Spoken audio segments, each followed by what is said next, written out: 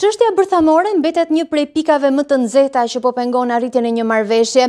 Zoti Trump këmbgul që Irani të mos ketë program nuklear dhe të dorëzojë uraniumin e pasuruar, ndërsa Teherani refuzon.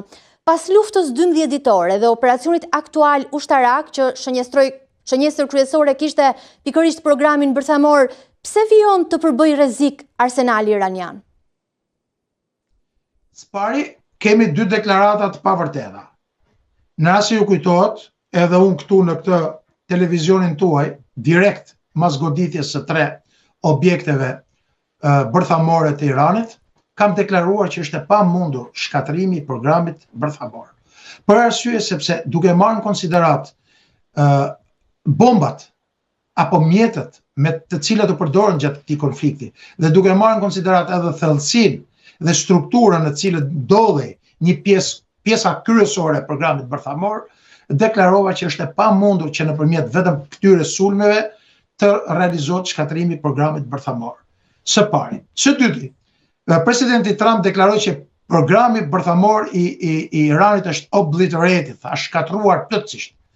Dhe ajo që analizova unë gjatë asaj kohe rezultoi shumë i vërtet, për shkak se programi nuk ishte shkatruar. Irani më herë mas konfliktit 12 ditor rifilloi një pjesë të pastrimit të hyrjeve, por edhe të përforcimit të pjesës sipërme të këtyre objektivave. Përsëri u deklarua në përfundim të javës parë të konfliktit 40 ditor që programi nuklear i Iranit edhe nga Izraeli, edhe nga Shtetet e Bashkuara të Amerikës është plotësisht.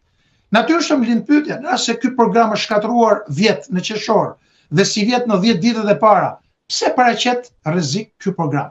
Dhe pikërisht presidenti i Shtetet e Bashkuara të Amerikës ka plotësisht të drejtë, sepse s'pari ky program nuk është shkatruar, ka qenë thjesht propagandë narrativës ushtarake për të treguar sukses më tepër se sa çka qenë i mundur, dhe këtu në këtë këndvështrim suksesi i Shtetet e Bashkuara të Amerikës është i padiskutueshëm, pra mos të krijojmë keqkuptime, është i padiskutueshëm, e theksoj dy herë, por që çdo superfuqi dhe çdo operacion ushtarak ka limitet e veta, dhe pikërisht këto limite kërkojnë në mënyrë që të shkatërrohen plotësisht këto programe, kërkojnë ndërhyrjen me forca speciale, një operacion i cili u tentuar në Isfahan, siç e dini ju, i cili u quajt si një operacion i kërkim shpëtimi me luftim për një pilot, por në fakt ishte një operacion i një përmase të madhe me pjesëmarrjen e forcave elit dhe të shkencëtarëve nuklear me objektiv